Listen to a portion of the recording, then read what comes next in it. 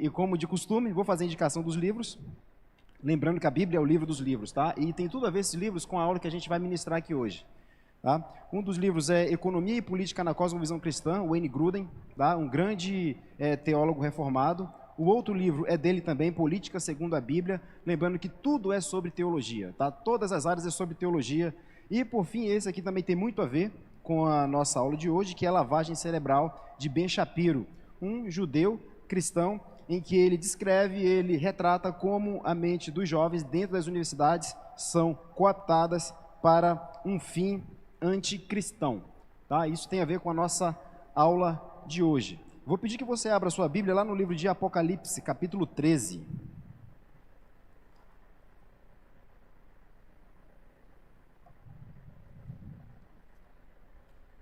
Apocalipse, capítulo 13.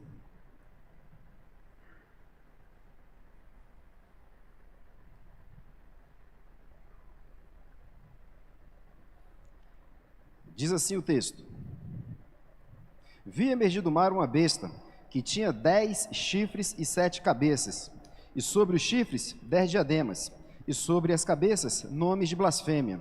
A besta que vi era semelhante ao leopardo, com pés como de urso e boca como de leão. E deu-lhe o dragão o seu poder, o seu trono e grande autoridade. Então vi uma de suas cabeças como golpeada de morte, mas essa ferida mortal foi curada, e toda a terra se maravilhou seguindo a besta. E adoraram o dragão, porque deu a sua autoridade à besta. Também adoraram a besta, dizendo: Quem é semelhante à besta? Quem pode pelejar contra ela?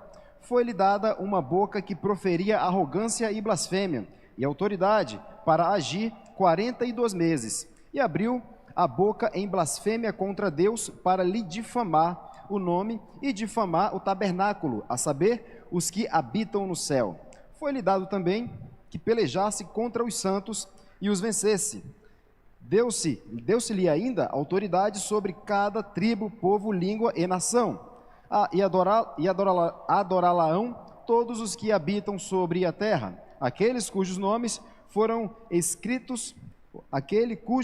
não foram escritos no livro da vida, do Cordeiro que foi morto desde a fundação do mundo. Se alguém tem ouvido, ouça. Se alguém leva para cativeiro vai. Se alguém matar a espada, necessário é que seja morto a espada. Aqui a perseverança e a fidelidade dos santos. 11. Vi ainda outra besta emergir da terra, possuía 2 chifres, parecendo cordeiro, mas falava como dragão. Exerce toda a autoridade da primeira besta na sua presença. Faz com que a terra e os seus habitantes adorem a primeira besta, cuja ferida mortal fora curada. Também opera grandes sinais, de maneira que até fogo do céu faz descer a terra diante dos homens. Seduz os que habitam sobre a terra por causa dos sinais que lhe foi dado executar diante da besta, dizendo aos que habitam sobre a terra que façam uma imagem à besta, aquela que ferida a espada sobreviveu, e lhe foi dado comunicar fôlego à imagem da besta, para que não só a imagem falasse, como ainda fizesse morrer quantos não adorassem a imagem da besta. A todos os pequenos e os grandes e os ricos e os pobres, os livres e os escravos, faz que lhe seja dada certa marca sobre a mão direita e sobre a fronte, para que ninguém possa comprar ou vender, senão aquele que tem a marca, o nome da besta ou o número do seu nome. O último versículo 18.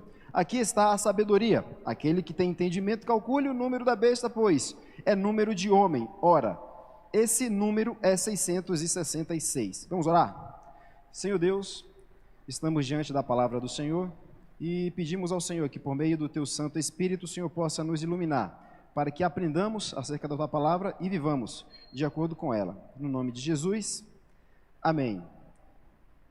O livro de Apocalipse, para muitos, é um livro muito difícil, mas isso contraria o próprio nome do livro, porque o nome do livro em si significa revelação, né? Está claro aquilo que estava obscuro, né? Então é a ideia de uma noiva que tinha o véu e agora não tem mais esse véu. Então é explicado, né? E nós sabemos que ao longo da história do cristianismo é uma história de perseguição. Desde o primeiro século é uma história de perseguição, tanto perseguição física quanto perseguição intelectual, tá? Perseguição física quanto perseguição intelectual. E nós vamos falar exatamente sobre isso, e não houve nenhuma combinação com o que o presbítero Fábio trouxe aqui antes, né? Sobre essa ideia de ser cristão realmente, e a gente vai ver que as deturpações costumam sair de dentro da própria igreja, né?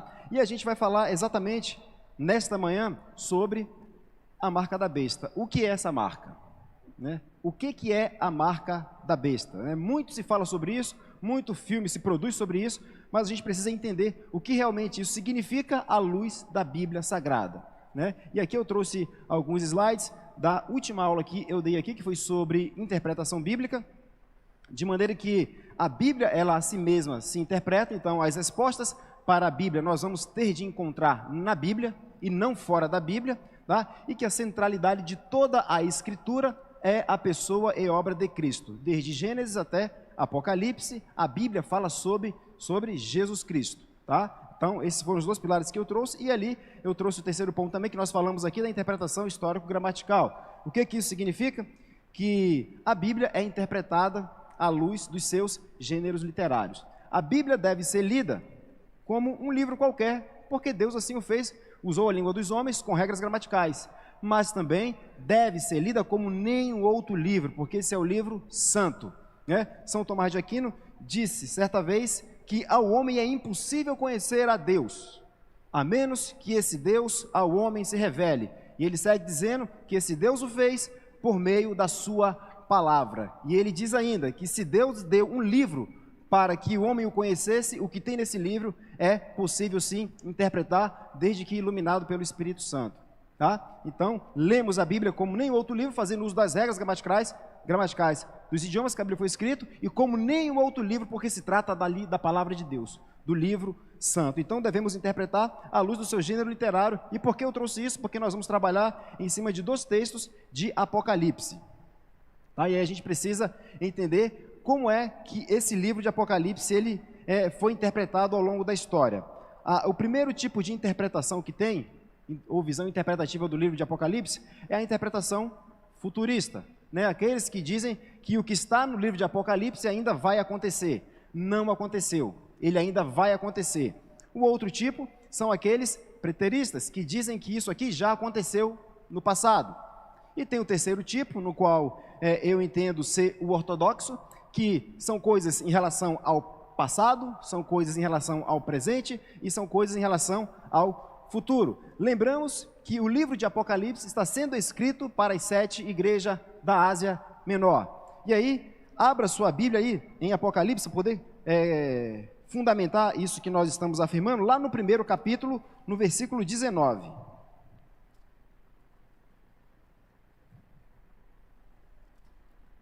Capítulo 1, versículo 19. E diz assim: escreve, pois, as coisas que viste lá no passado, as que são no presente e as que hão de acontecer depois destas. Então, Apocalipse é sobre o passado, sobre o presente e sobre o futuro. Lá em Atos 2:17, Pedro vai citar uma profecia de Joel 2:28, quando o profeta diz que Deus irá derramar do seu Espírito sobre toda a carne. Pedro, quando vai fazer essa citação do profeta Joel, ele acrescenta a palavra nos últimos tempos. Nos últimos tempos, Deus derramará do seu Espírito sobre toda a carne. E aí acontece aquele momento do Pentecostes. Então, Pedro acrescenta a palavra nos últimos tempos ou nos últimos dias. Isso significa que a igreja de Cristo está vivendo os últimos dias desde a ascensão de Cristo. Desde que a pregação do Evangelho, quando Deus envia o Consolador, a pregação do Evangelho começa, então estamos vivendo os últimos dias, tá? Estamos vivendo os últimos dias, tá? E para que nós possamos entender melhor o capítulo 13 de Apocalipse, e o que é essa marca da besta, que eu vou deixar para o nosso último ponto, porque ele vai ser um pouco mais comprido, a gente precisa voltar ao capítulo 12, E aí a gente vai tentar explicar versículo a versículo o que cada símbolo desse aqui representa, tá? Lembrando que a linguagem ou a literatura apocalíptica é uma literatura, um gênero literário que fala em símbolos, tá? Ela fala em símbolos apontando para uma realidade. E como é que nós sabemos disso? Porque a própria Bíblia nos mostra isso, tá? A própria Bíblia nos mostra isso. Então nós devemos interpretar Apocalipse à luz do seu gênero literário, que é apocalíptico, que vai falar em símbolos acerca das verdades do Evangelho. Tá? Se nós pudéssemos resumir o livro de Apocalipse, poderíamos dizer que ele é o resumo de toda a história da redenção com a consumação, com a glorificação, com a volta de Cristo. Tá? Então nós poderíamos fazer esse resumo. Mas para nós entendermos esse Apocalipse, o capítulo 13 de Apocalipse, voltemos ao capítulo 12, em que fala sobre a mulher, o filho e o dragão. E veja o que diz, Apocalipse capítulo 12.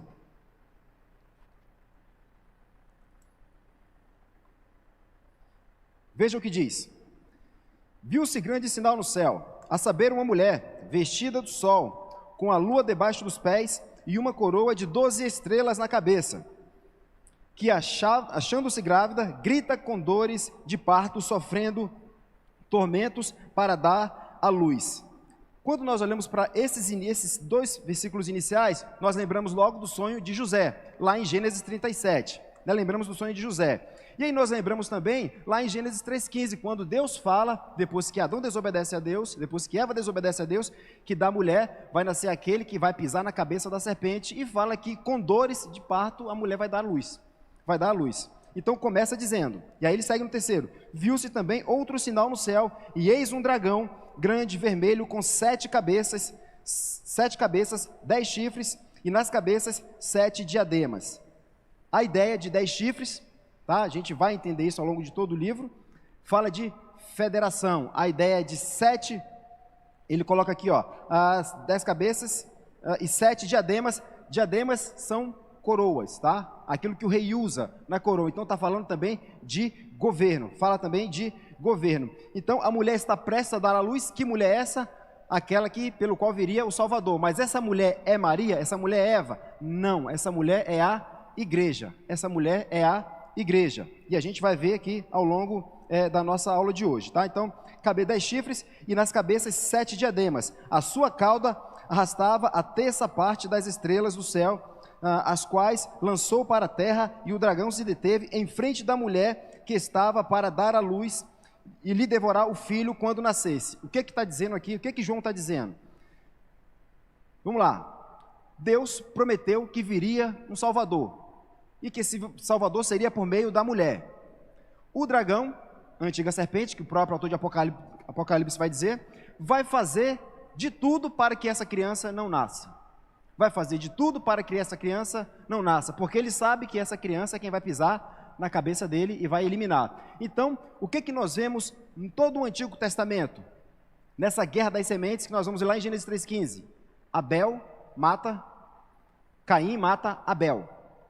E aí, a promessa deixou? O dragão venceu? Não. Deus levanta quem? 7. Que depois levanta Enos. Então vem o dilúvio. O dragão venceu? Não, porque Deus pega Noé e sua família. Então, Deus faz do descendente de Noé, os semitas, o seu povo.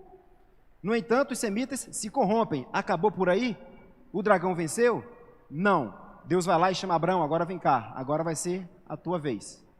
Pega Abraão, aí tem Isaac, Jacó e as 12 tribos. Quando ele fala aqui, né, ele começa falando aqui, viu-se grande sinal no céu, a saber, uma mulher vestida ao sol, com a lua debaixo dos pés e uma coroa de 12 estrelas. Falando das 12 tribos. Então, por meio da tribo de Jacó, vai vir o Salvador. No entanto, o dragão vai tentar o tempo todo fazer com que essa criança não nasça. Quando nós chegamos em Êxodo, o que acontece lá no Egito? O que acontece lá no Egito? Faraó manda matar todas as crianças. E dentre essas crianças estava quem? Moisés. E Deus, como controla toda a história, como ele tem o domínio de toda a história, o que ele faz? Faz com que o próprio dragão crie Moisés, eduque Moisés. Eduque Moisés, porque Moisés é criado e educado pela filha de Faraó. Então Deus, mostrando que Deus está no controle de todas as coisas. Então ele fala aqui no 4, a sua cauda arrastava a terça parte das estrelas do céu, as quais lançou para a terra, e o dragão se deteve em frente da mulher que estava para dar à luz e lhe devorar o filho. Então, o dragão tentando impedir o nascimento de Cristo. E a gente começa a olhar, aqueles que estão na árvore genealógica de Cristo, aquelas mulheres, se não todas, se não me falha a memória, eram estéreis. Não eram estéreis? Isso é o dragão tentando impedir o nascimento do filho, mas Deus sempre atuando na história para que isso não aconteça. E veja o que diz o 5. Nasceu-lhe, pois, um filho varão, que há de reger as nações com cetro de ferro, e o seu filho foi arrebatado para Deus até o seu trono. A mulher, porém, fugiu para o deserto, onde lhe havia Deus preparado um lugar para que nele a sustentem durante 1260 dias. Eu não vou entrar nos pormenores desses, tá? Porque o nosso objetivo é falar sobre o que é essa marca da besta, tá? Mas não vou entrar nesses pormenores, 1260 dias, 42 meses, porque aqui o assunto ficaria mais longo, precisaríamos de mais tempo para falar disso. Então, o filho nasceu, aquele que vai reger as nações. Isso significa o quê? Que o dragão falhou na sua missão de não deixar a criança nascer. De não deixar a criança nascer. E o texto segue: houve peleja no céu, Miguel e os seus anjos pelejam contra o dragão, também pelejam o dragão e seus anjos. Todavia, não prevaleceram, nem mais se achou no céu o lugar deles, e foi expulso o grande dragão, a antiga serpente, que se chama Diabo e Satanás, o sedutor de todo o mundo. Sim, foi atirado para a terra, e com ele os seus anjos. O que isso aqui significa? Quando Satanás desobedece a Deus, o que Deus faz? O condena e cria o inferno para lançá-lo lá, no lago de fogo. Quando Adão desobedece a Deus, quando Adão e Eva pecam, desobedecem a Deus, o que Deus faz a eles? Uma promessa. Deus foi justo, Deus agiu de forma justa quando um ser que ele criou desobedece e ele condena, e outro ser que ele também formou, ele faz uma promessa de salvação.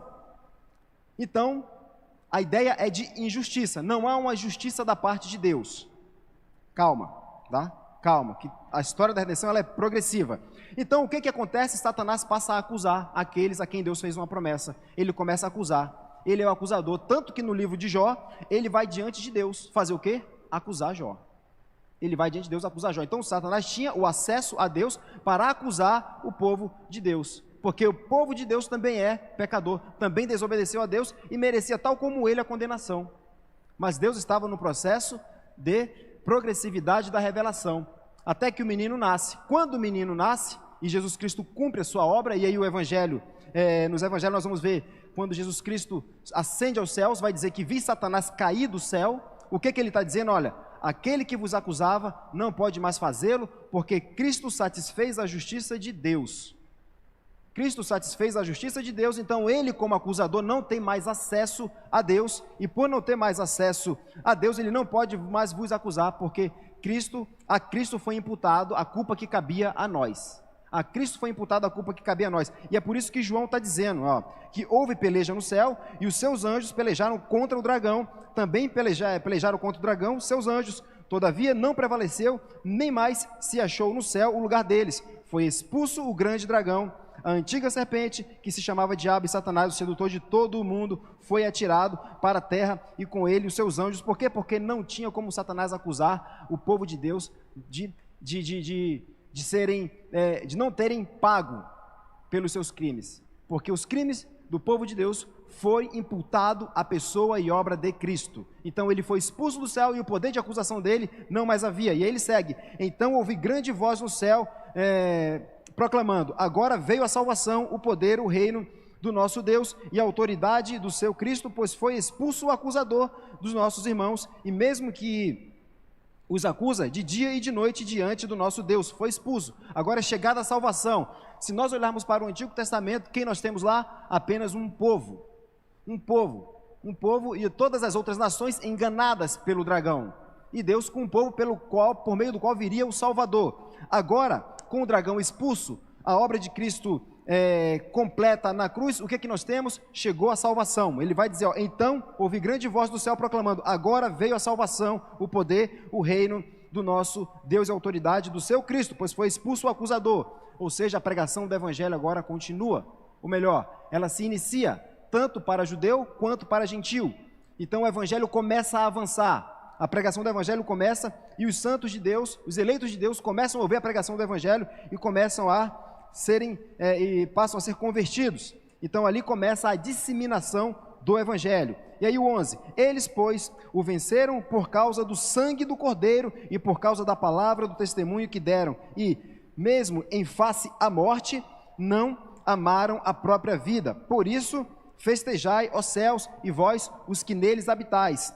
Ai da terra e do mar, pois o diabo cresceu até vós, cheio de grande cólera, sabendo que pouco tempo lhe resta. O dragão perdeu, ele não cumpriu a sua missão, o evangelho então é espalhado, ele sabe que pouco tempo lhe resta, então ele foi lançado e ele está cheio de fúria, cheio de cólera, para atacar quem? A igreja. Nós somos o alvo do dragão, nós somos o alvo do dragão, tá? Então, quando o 3 agora, quando, pois, o dragão se viu atirado para a terra, perseguiu a mulher que dera à luz ao filho varão. Essa mulher, mais uma vez, é a igreja, tá? Essa mulher, mais uma vez, é a igreja. Então, ele está perseguindo a igreja. E foram dadas à mulher as 2 asas da grande águia para que voasse até ao deserto, ao seu lugar, aí onde é sustentada durante um tempo, tempos e metade de um tempo, fora da vista da serpente. Então, a serpente arrojou de sua boca atrás da mulher água como um rio, a fim de fazer com que ela fosse arrebatada pelo rio. A terra, porém, socorreu a mulher, e a terra abriu a boca e engoliu o rio que o dragão tinha arrojado de sua boca. 17. Importante, olha, irou-se o dragão contra a mulher, e foi pelejar com os restantes da sua descendência, aquilo que está lá em Gênesis 3,15, né? Os que guardam os mandamentos de Deus e tem o testemunho de Jesus, e se pôs em pé sobre a areia do mar. O que o 17 está dizendo? Que o dragão agora está perseguindo a mulher, perseguindo a igreja, munido de grande fúria, de grande ira, porque pouco tempo lhe resta, e para isso, agora a gente vai chegar no 13, ele vai chamar seus 2 aliados, ele vai chamar seus 2 aliados, que são as bestas, né? Então o dragão vai chamar seus aliados, uma besta que sai do mar e uma besta que sai da terra. Não tem como isso ser literal, porque não vamos ver uma besta, né? Um dragão, um monstro saindo do mar, não. Isso aqui está falando em sentido simbólico, falando de toda a história da redenção, de todo o evangelho. Então, o dragão, como não conseguiu impedir o nascimento do menino, daquele que vai reger as nações, pelo qual o povo de Deus foi justificado, não podendo mais ele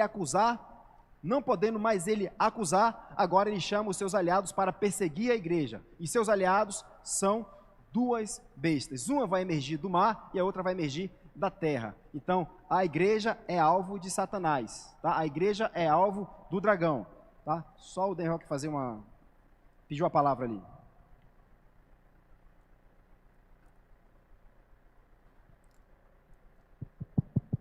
Adileno. Diga. Qual é o momento onde a gente identifica que Satanás é jogado na terra? É quando Cristo nasce? É quando ele é levado para o deserto e é tentado? Ou é quando ele morre na cruz e ressuscita? Quando ele ascende aos céus, ele fala, todo poder me dado no céu e na terra. O diabo tinha poder? Tinha, o poder que Deus permitiu a ele. Mas quando ele morre, ressuscita, ascende aos céus, ele fala, todo poder é me dado no céu e da terra. Então, quando ele ascende aos céus, o texto vai dizer, vi Satanás cair do céu. Vi Satanás cair do céu como um raio, né? Como um raio, que está lá, como um raio. Não tendo ele mais o poder de acusador, agora o evangelho pode ser pregado, que os eleitos de Deus não mais serão enganados. Não mais serão enganados, e o evangelho começa a se proliferar, começa a avançar desde o primeiro século. Então é no momento que Jesus Cristo ascende aos céus e expulsa Satanás na condição de acusador. Ok, obrigado. Então, furioso o dragão, ele chama essas 2 bestas. O que essa besta que sai do mar representa? Quem é ela? Né?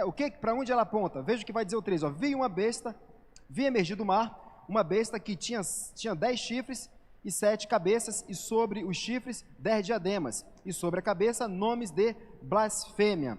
A besta que vi era semelhante ao leopardo, com os pés como de urso e boca como de leão, e deu-lhe o dragão o poder, o seu trono e grande autoridade. Onde é que nós vemos a figura desses animais? Leão, urso, leopardo? Lá em Daniel 7. Lá em Daniel 7 nós vemos essa figura desses animais de forma separados, apontando para cada império. O Império Babilônico, o Império Medo-Persa, o Império Helênico e depois o Império Romano. E todos perseguindo a igreja. Só que agora, essa besta que está aqui, ó, ela está com esses animais todos juntos, né? Ele fala assim, olha, ele começa dizendo aqui, no 2, a besta que veio era semelhante a um leopardo, com pés de urso, boca de leão, e deu-lhe o dragão o poder e seu trono e grande autoridade. Ou seja, aqui está se falando de um poder estatal, de um poder governamental que vai perseguir a igreja. Vamos olhar para o primeiro século para poder entender isso? Quem eram os cristãos? Quem que perseguia os cristãos no primeiro século? O Império Romano. O Império Romano perseguia porque a figura do imperador era adorado, deveria ser adorado como Deus. O culto ao imperador, aquele que não cultuava o imperador, eles eram mortos. Eles não podiam comprar, não podiam vender. E aí a gente vai ver isso mais na frente. Eles não podiam comprar, nem podiam vender. Então quem era a figura que perseguia os cristãos? O Império Romano. Tá? Então a perseguição aos cristãos, tá? Estou falando de perseguição física, depois eu vou falar na perseguição intelectual. Era feita por poderes políticos. Por poderes políticos. 3. Então vi uma de suas cabeças como golpeada de morte, mas essa ferida mortal foi curada, e toda a terra se maravilhou, seguindo a besta. Na época em que os cristãos começaram a ser perseguidos, nós tínhamos ali Nero. Nero foi morto. Qual foi o outro imperador que começou a perseguir? Diocleciano. Né? Então a cabeça foi cortada, um governante, um perseguidor, o imperador morreu, mas outro nasceu no lugar para continuar a perseguir a igreja. Tá? Precisamos entender primeiramente Apocalipse à luz dos cristãos do primeiro século. Tá? Precisamos entender a luz dos cristãos do primeiro século. Não vamos ler aqui, trazer aplicações para o futuro, um chip, não. Vamos entender o que João está escrevendo para as 7 igrejas da Ásia. E aí ele segue dizendo, então, vi uma de suas cabeças como golpeada de morte, mas essa ferida mortal foi curada, e toda a terra se maravilhou, seguindo a besta, e adoraram o dragão, porque deu a sua autoridade à besta. Também adoraram a besta, dizendo, quem é semelhante à besta? Quem pode pelejar contra ela? E aí o 5, foi-lhe dada uma boca que proferia arrogância e blasfêmia, e autoridade para agir 42 meses. E abriu a boca em blasfêmia contra Deus, para lhe difamar o nome, difamar o tabernáculo, a saber, os que habitam no céu. Foi-lhe dado também que pelejasse contra os santos, e os vencesse. Deus-lhe ainda autoridade sobre cada tribo, povo, língua e nação. Ou seja, a besta que emerge do mar, foi dada a ela a autoridade para perseguir o povo de Deus, para matar o povo de Deus, para torturar o povo de Deus. A gente está falando aqui de uma perseguição física. A gente não tem ainda no Brasil uma perseguição física muito à mostra.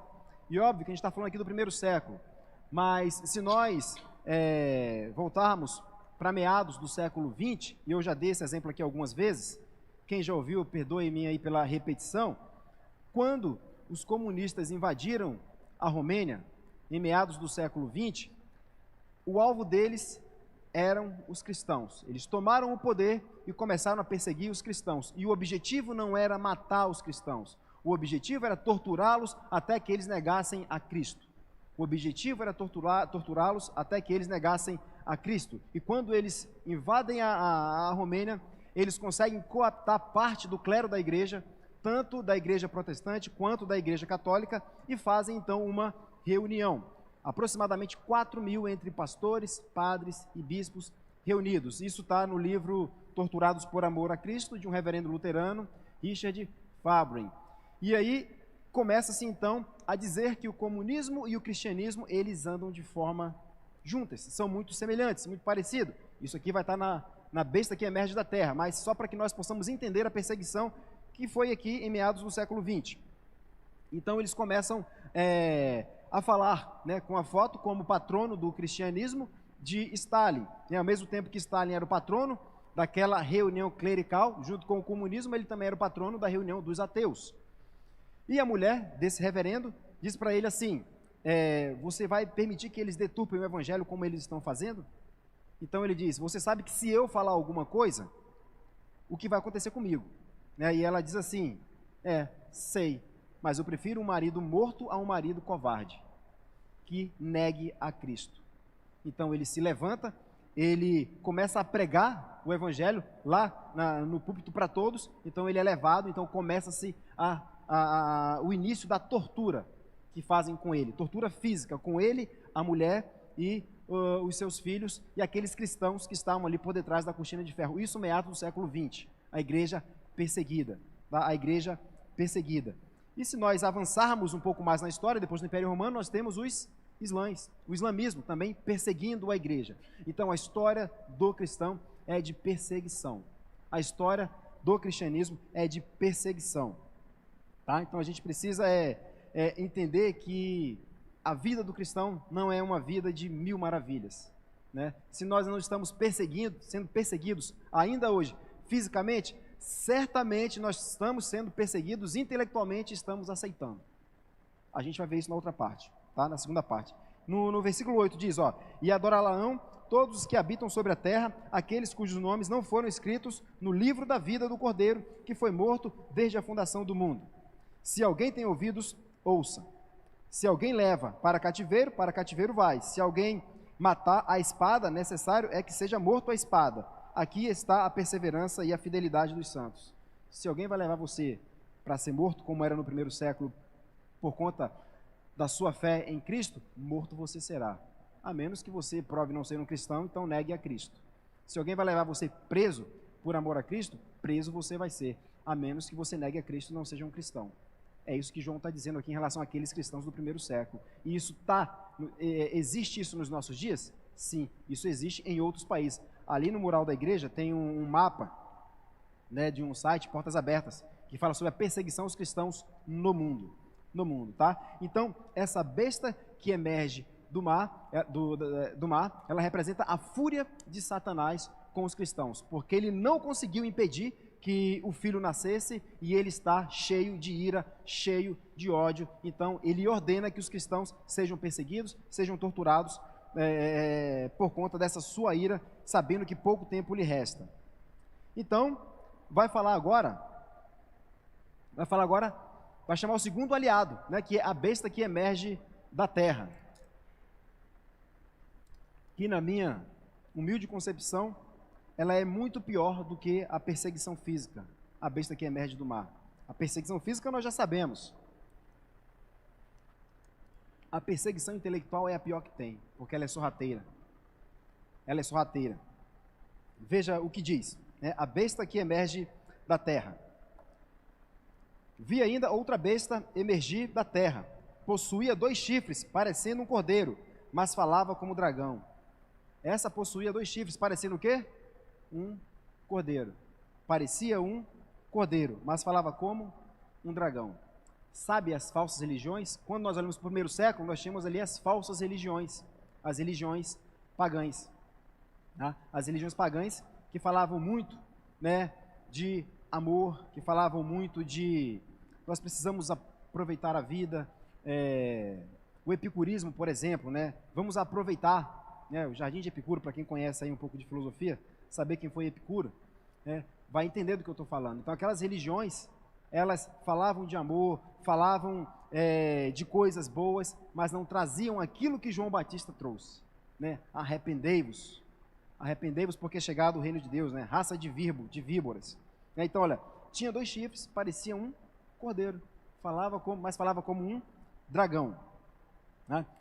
12, exerce toda a autoridade da primeira besta, na sua presença, faz com que a terra e os seus habitantes adorem a primeira besta, cuja ferida mortal foi curada. Morreu um governante, nasceu outro governante. Tá? Então a perseguição à igreja, tanto fisicamente quanto intelectualmente, ela vai partir de onde? Do Estado. Ela vai partir do Estado. Nós vemos isso lá em Daniel, vemos isso no primeiro século, e estamos vendo isso em nossos dias. Também opera grandes sinais, de maneira que até fogo do céu faz descer a terra diante dos homens, né? Qual foi o texto bíblico que o presbítero Fábio leu aqui? Senhor, mas em teu nome eu expulsei demônios. Senhor, mas em teu nome eu fiz isso. Senhor, mas em teu nome eu fiz aquilo. Apartai-vos de mim, porque eu não vos conheço. Quem são aqueles? A besta que emerge da terra, aliados do dragão. Porque Se uma igreja não prega o evangelho, se uma igreja não fala da obra de Cristo, não fala que nós somos miseráveis pecadores imundos e que a nossa justiça é trapo de imundícia e que nós precisamos de Cristo para termos um relacionamento com Deus, isso não é igreja. Isso não é evangelho. Você pode ter certeza que se você está diante de uma igreja que não prega a obra de Cristo, ali é um aliado do dragão. É a besta que emerge da terra. É a besta que emerge da terra. Né? Em que coloca o homem no centro disso tudo. E ao longo da história a gente vai perceber, no primeiro século tinha uma corrente de pensamento que era o chamado de teísmo cristão. O que era o teísmo cristão? Cristo, ele era o centro de todas as coisas. Cristo, ele era a centralidade de tudo. Deus era o centro de tudo. Na medida em que o tempo foi passando, essas correntes de pensamento foram mudando. E aí nós passou-se a imperar a ideia de um deísmo. Tá? O que é o deísmo? Dei é do latim e teos é do grego, mas a ideia é diferente. Quando se fala em teísmo cristão, Cristo era o centro de todas as coisas. Deus era o centro de tudo. Você contemplava a criação e ia direto contemplar o Criador. Mas quando nós chegamos nessa era do deísmo, o que acontece? Deus, ele existe como agente criador de todas as coisas, contudo, ele é um ser impessoal, que não se envolve com a sua criação. Até que nós vamos chegar num naturalismo em que tudo o que existe é a natureza, é a criação, e a criação é Deus, né? Ou Gaia, né? É Deus. E não existe mais esse Deus que criou todas as coisas e que se envolve com a sua criação, até descambarmos para um ateísmo em que Deus sequer existe. Então, tudo isso é a besta que emerge da terra. E tudo isso são ideias impostas por governantes. Né? Ideias impostas por governantes. Para quem está acompanhando o cenário geopolítico, vai perceber que em vários países do mundo, quem está tomando de conta desses países são pessoas anticristãs. Que o espírito do anticristo estão nelas, que você pode ser de qualquer outra religião, você pode menos ser cristão. Você não pode fazer chacota, fazer piada com religião africana, não pode fazer piada com o Islã, não pode fazer piada com nenhum tipo de religião, mas com o cristianismo não só pode fazer piada, como tem filme em várias plataformas que colocam Cristo como homossexual. Isso pode. E quantos de nós, em casa, assistimos a isso e nos divertimos assistindo? Quantos de nós? Quantos de nós não fazemos isso? Percebe que a besta que emerge da terra, ela entra no meio da igreja de forma sorrateira? Ela entra no meio da igreja por meio das músicas, por meio dos filmes, por meio dos teatros, por meio de livros. E nós sequer percebemos. Quando menos esperarmos, estamos completamente envolvidos. Ah, mas isso não tem nada a ver, mas aquilo não tem nada a ver, né? Aquilo não tem nada a ver. E aí, como é que nós vamos lidar com isso? Então, conhecer e prosseguir em conhecendo a Deus, diz respeito ao domínio disso aqui, a dedicação em aprender isso aqui, mas não somente em ler, para usar as mesmas palavras do presbítero Fábio, para ficar no academicismo barato, mas dobrar o joelho e pedir a Deus que nos ilumine para que nós possamos entender e que nos livre da besta que emerge da terra. E ele segue dizendo no 14: seduz os que habitam sobre a terra por causa dos sinais que lhe foi dado executar diante da besta, dizendo aos que habitam sobre a terra e façam uma imagem à besta, aquela que ferida a espada sobreviveu, e lhe foi dado comunicar fôlego à imagem da besta, para que não só a imagem falasse, como ainda fizesse morrer quantos não adorassem a marca da besta. Eu vou pedir só um pouco de paciência, mais uns 10, 15 minutos, para a gente poder fechar aqui, tá bom, irmão? Só um pouquinho de paciência. E o 16: a todos os pequenos e grandes, e ricos e pobres, e livres e escravos, que fez que lhe seja dada certa marca sobre a mão direita e sobre a fonte. Sobre a mão direita e sobre a fonte. O que isso significa? Ele segue dizendo: para que ninguém possa comprar ou vender, senão aquele que tem a marca, o nome da besta ou o número do seu nome. Vamos pensar lá no primeiro século, tá? Depois a gente vai fazer uma aplicação para os nossos dias. Qual era a principal atividade no primeiro século? O comércio. A principal atividade era o comércio. Aqueles, porém, que não adorassem o imperador, aqueles que não cultuassem o imperador, aqueles que não fossem coniventes com aquela religião anticristã, o que acontecia com eles? Eles eram proibidos de vender, eram proibidos de comprar. e no final eles eram mortos. Então a perseguição física, ela anda junto com a perseguição intelectual. Se você vai desprezar intelectualmente o que está sendo imposto para você por religiões anticristãs, o que vai acontecer? Você não poderia comprar, não poderia vender. Vamos tentar trazer para os nossos dias e tentar entender o que acontece hoje? O que acontece isso costuma acontecer com as pessoas que são mais vistas, né? Tem aí uma visibilidade maior, quando chega na televisão e diz assim: eu sou contra a ideologia de gênero. Percebe o cancelamento que existe, a palavra do momento? Percebe que essa pessoa ela perde o emprego? Essa pessoa não é benquista? Percebe que o Estado está criando leis para normalizar esse tipo de coisa? Percebe que aquele que não aceita um comportamento homoafetivo, uma junção, que não é casamento, né? Junção de pessoas do mesmo sexo, essa pessoa, ela por vezes ela perde emprego, ela é perseguida e até agredida? Vocês conseguem enxergar esse paralelo? E quantos de nós, muitas vezes, mas devemos entender, vamos com calma, a gente tem que falar de amor. O Evangelho fala de amor. Jesus Cristo falou muito mais sobre condenação do que sobre salvação, muito mais de inferno do que sobre o céu. Então, será que realmente nós não estamos sendo envolvidos por essa pseudo-falácia? Vamos falar de amor, vamos pregar o amor, não vamos criticar, não vamos julgar, né? Ainda usa o texto bíblico, não julgueis para não seres julgados, né? Ou seja, interpreta de forma equivocada o texto bíblico. Será que nós não estamos sendo envolvidos pela música, pelo teatro, pelo filme? Eu não estou dizendo que isso são coisas ruins, não. O que a gente precisa entender é que, conhecendo as Escrituras, conhecendo a Bíblia Sagrada, nós possamos detectar o nível de contaminação do pecado que está na música, que está no teatro, que está na novela. É isso que a gente precisa ficar atento. E aí, segue aqui no 8. E adorarão todos os que habitam na terra, aqueles cujos nomes não foram escritos no livro da vida do Cordeiro, desde a fundação do mundo. Se alguém tem ouvidos para ouvir, ouça. Eu me perdi aqui, não, está aqui, desculpa. Aqui, o 16 do 13. A todos os pequenos e grandes, ricos e pobres, os livres e escravos, faz que lhes seja dada certa marca sobre a mão direita e sobre a fronte, para que ninguém possa comprar ou vender, senão aquele que tem a marca, o número da besta ou o número do seu nome. Aqui está a sabedoria. Aquele que tem entendimento, calcule o número da besta, pois o número é número de homem. Ora, esse número é 666. Alguém sabe me dizer aí em que dia da criação o homem foi formado? No dia sexto, né? É número de homem, né? No dia sexto. Alguém sabe me dizer por que Satanás ele foi punido por Deus? Porque ele quis o quê? Ser igual a Deus. Ser igual a Deus, tá? Homem no sexto dia, Satanás quis ser igual a Deus. Então fala de um número de uma marca.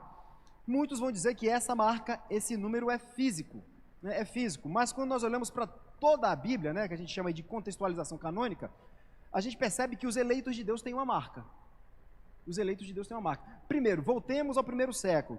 Será que os irmãos lá do primeiro século, a igreja lá do primeiro século, estava pensando num chip? Coisa que surgiu aí, tem pouco tempo, sei lá, 30 anos, 40 anos. Será que eles estão num chip? Lembra que Apocalipse é sobre o passado, sobre o presente e sobre o futuro, né? Os irmãos não estavam pensando num chip, né? A marca, ela é o quê? Intelectual. Por que na fronte, por que na mão? Vamos antes olhar alguns textos bíblicos aqui para a gente poder entender o que é essa marca da besta. Vamos abrir. Separe os textos aqui, vamos lá. Vamos abrir o texto lá em Apocalipse 7:3.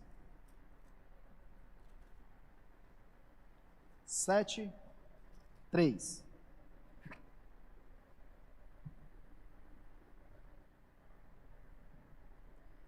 Vai dizer assim: não danifiqueis nem a terra, nem o mar, nem a árvore, até selarmos na fronte os servos do nosso Deus. Ou seja, aqueles que são eleitos de Deus, eles têm um selo na sua fronte. Isso significa que eles são propriedades exclusivas de Deus. Propriedades exclusivas de Deus. Vamos lá, Apocalipse 9:3. Diz assim: também da fumaça saíram gafanhotos para a terra, e foi-lhes dado o poder com o que tem os escorpiões da terra. E 4, e foi-lhe dito que não causassem dano à erva da terra, nem qualquer coisa verde, nem a árvore alguma, e tão somente aos homens que não têm o selo de Deus sobre a terra. Aqui está falando da trombeta, da quinta trombeta, quando é soada, o que vão ter de fazer? Vocês vão atacar todos, menos aqueles aqueles que não têm o selo de Deus. Vai proteger a criação, vai resguardar a criação de Deus, mas vai atacar apenas aqueles que não têm o selo de Deus. Agora vamos lá em Efésios 4:30.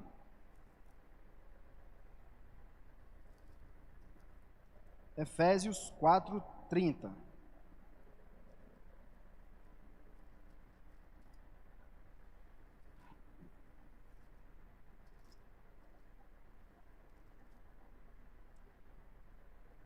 Diz assim: e não entristeçais o Espírito Santo de Deus, o qual fostes selados para o dia da redenção. Ou seja, aqueles que são de Deus são selados, são marcados. Selo diz respeito à propriedade, a marca de propriedade, tá? Então, aqueles que são de Deus também são marcados. Marcados para o quê? Para o dia da redenção, tá? Então, o povo de Deus também é selado na fronte, né? O povo de Deus possui uma marca, né? E esse povo tem o quê? Tem o prazer na lei do Senhor. Tem o prazer na lei do Senhor. Como é que o salmista diz lá no Salmo 1? Bem-aventurado o homem que não anda segundo o conselho dos ímpios, nem se assenta no caminho, nem se detém no caminho dos escarnecedores, nem se assenta na roda dos pecadores. Antes o seu prazer está na lei do Senhor e nela medita de dia e de noite, né? Bem-aventurado significa aquele que recebeu a bênção de Deus. E esse meditar, a ideia do verbo ali é mastigar. Se traduzir, o verbo é mastigar. Então é aquele que se debruça na palavra de Deus e ele tem prazer na palavra de Deus. Esse que se debruça na palavra de Deus, que tem prazer na palavra de Deus, ele tem o selo de Deus, o selo do Espírito Santo, marcado para o dia da redenção. Esses, vindes bendito de meu Pai, para a morada que está preparada, para a vida eterna, né, que está preparada para vós desde a fundação do mundo. Então, os que são de Deus também são selados, né? E abra lá agora em Deuteronômios 6:5. Lembrando que a Bíblia, ela vai explicar a própria Bíblia. Deuteronômio 6:5.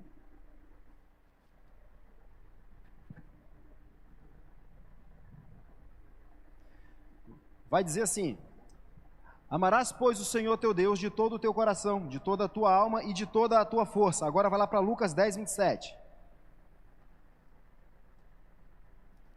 Lucas 10:27.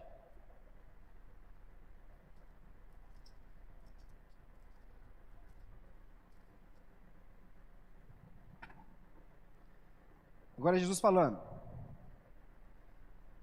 A isto ele respondeu: amarás o Senhor teu Deus de todo o teu coração, de toda a tua alma, de toda a tua força e de todo o teu entendimento. Jesus está citando o texto de Deuteronômio 6 e ele acrescenta uma palavra aqui. Que palavra é essa? Entendimento. Essa palavra é dianoia, por meio da mente. Por meio da mente.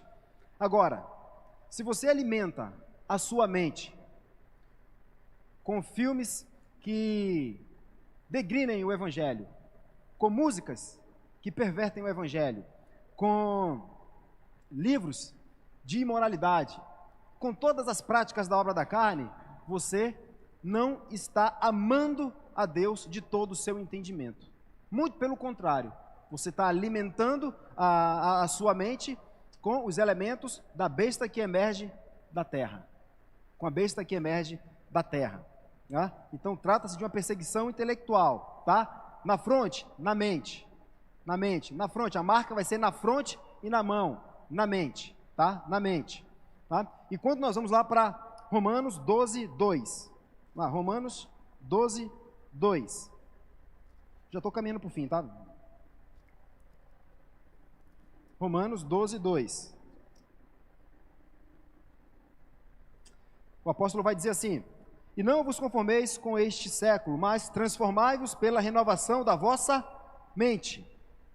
Não ganhem a forma deste mundo, mas transformem a vossa mente. A ideia aqui é de uma metamorfose, sair de uma lagarta e ir para uma borboleta, aquilo que é feio e para aquilo que é bonito, né? Uma metamorfose. Então a primeira marca da besta ela é o quê? Intelectual. intelectual, tá?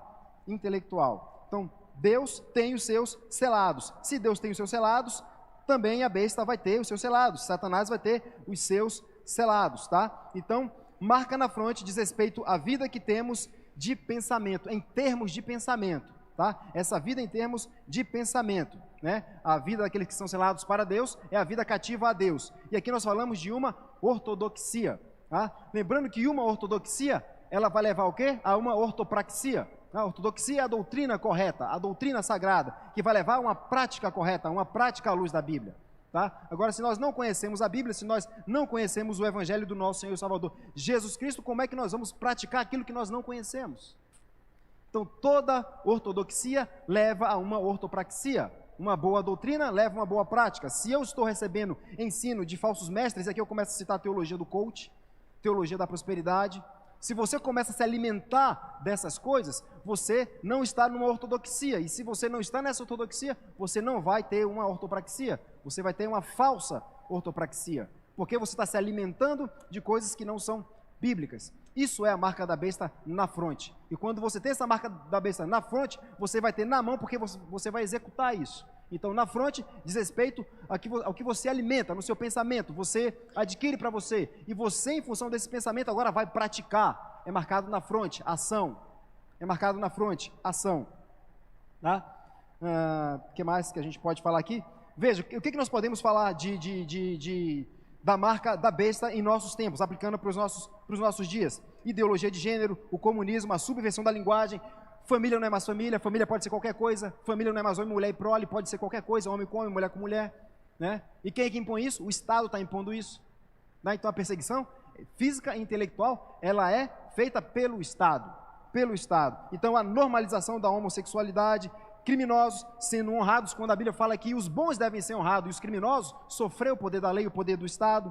Então, a imoralidade, a prostituição, legalização de aborto, abolição da propriedade privada, perca de liberdade, subversão da verdade. Então, tudo isso são marcas da besta que emerge da terra. E nós aceitamos isso de forma pacífica por muitas vezes. E eu não falo de nós sermos revolucionários, não. Na aplicação a gente vai entender o que eu quero dizer. Tá? Não falo de nós sairmos aí, não estou falando disso.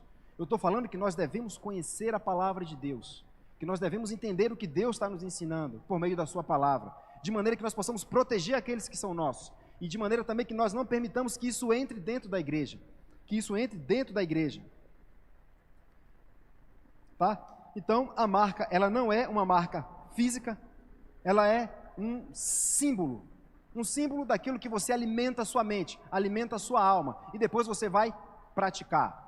E quando se fala em termos práticos, eu estou falando de conduta moral. A Bíblia fala de conduta moral, prática diz respeito à conduta moral. A conduta moral. Se a minha mente está sendo alimentada por porcaria, a minha prática vai ser práticas porcas.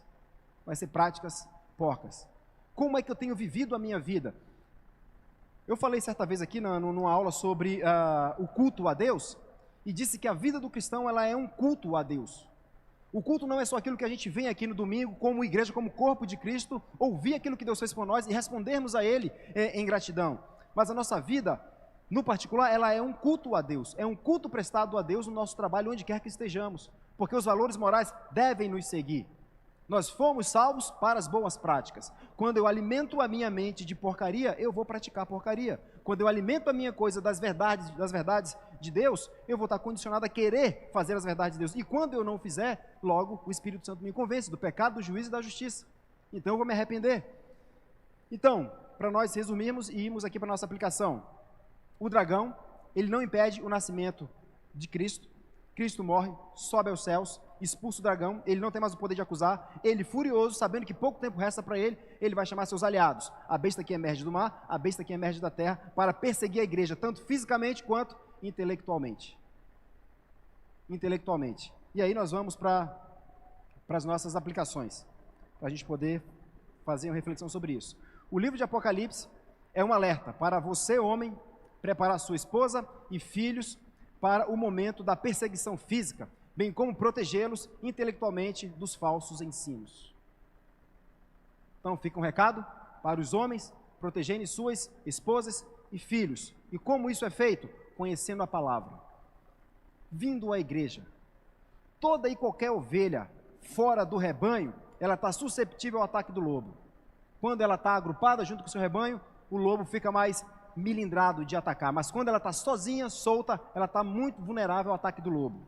Tá? Então, vir à igreja com a família faz parte. Né? Você precisa entender que ser cristão, ter o selo do Espírito Santo, é incomodar um mundo que está dominado por uma mentalidade maligna. Quando o texto bíblico fala o mundo já é do maligno, fala de uma mentalidade que corroeu, que perverteu aquilo que é verdade. Então nós precisamos conhecer a verdade. Lembra do que foi a reforma? Foi uma volta ao ensino apostólico, uma volta à verdade. Então a gente precisa entender que existem sim valores absolutos, que existem sim verdades absolutas, e que nós, como pai de família, como cristãos em Cristo Jesus, não podemos abrir mão. Não podemos dizer simplesmente, isso não tem nada a ver. Tá? Obviamente que tem meios, tem estratégia para que você possa lidar com isso. Né? Tem estratégias, tem meios. Paulo vai dizer em sua carta aos Efésios que Satanás tem os seus, em Coríntios, né? Ele fala, não desprezeis os ardis de Satanás. Está falando ali das estratégias, né? As estratégias, que é sempre por meio da mente. Como ele tentou enganar Eva? Por meio da mente, do intelecto. Né? Como é que ele tenta Jesus? Por meio da mente, usando a própria palavra. Quantas igrejas aí eu vou colocar entre aspas, usam a palavra para perverter a palavra, para falar de dinheiro, para falar de prosperidade, para falar que você é o ponto fraco de Deus, para dizer que você é a causa de Deus ter morrido na cruz, etc, etc. Mas não fala que você é um miserável, pecador, que a tua justiça é trapo de imundícia, que você é um imundo, um porco, que Deus, lá em Malaquias, fala que ele tem vontade de pegar as fezes, esfregar na cara e colocar para fora do templo, por conta daquilo que nós somos e daquilo que nós não fazemos para Deus. Quantas vezes nós acabamos sendo cooptados facilmente por isso, por não entender o que é a verdade de Deus? A história da igreja é de perseguição, e eu entendo que de tempos em tempos há a necessidade de se falar disso, para que a igreja não seja desviada, não seja corrompida, para que ela se mantenha pura. E por fim, né, esteja certo de que Apocalipse nos mostra a vitória do Evangelho e que em breve habitaremos no novo céu e na nova terra. Então Apocalipse ele fala sobre a vitória do Evangelho, ele faz um resumo de toda a história da redenção e no fim fala sobre a vitória de Cristo e a vitória dos seus. Tá? Então peço perdão por ter me estendido um pouco, o assunto é um pouco longo, poderíamos detalhar mais coisas aqui, mas o tempo não nos permite. Tá? Então peço perdão por nem abrir espaço, porque são 11 horas, tem gente que deve estar com fome aí já, né? São 11 horas já, então acho que, né? Então, que Deus abençoe a vida de vocês, estou à disposição, após encerrar aqui, para qualquer pergunta ou comentário que queiram fazer. Amém? Vamos orar? Senhor nosso Deus e nosso Pai, nós somos agradecidos ao Senhor por esse momento. Pedimos perdão ao Senhor porque somos miseráveis pecadores. Nós erramos o tempo todo e graças ao Senhor que enviou o teu Filho e nele descarregou a sua ira, o seu ódio, para que nós contigo fôssemos reconciliados. Então pedimos ao Senhor que por meio do teu Santo Espírito o Senhor possa nos convencer dia após dia do pecado, do juízo e da justiça, e que nós queiramos cada vez mais estarmos juntos do Senhor, querer ter um relacionamento com o Senhor. Peço ao Senhor que abençoe cada um aqui presente, que o Senhor possa levar na sua santa paz para os seus lares, e que o Senhor estenda esse cuidado à parentela de cada um, e que nós sejamos cada vez mais, Pai, firmes na Tua palavra, e sejamos desejosos de conhecer cada vez mais ao Senhor. É no nome de Jesus que agradecemos ao Senhor por esse momento. Amém. Amém, irmãos? E lembre-se que à noite o rei os convoca para o culto. Vão chegar atrasados para a convocação do rei? Eu espero que não. Deus abençoe a vida de vocês.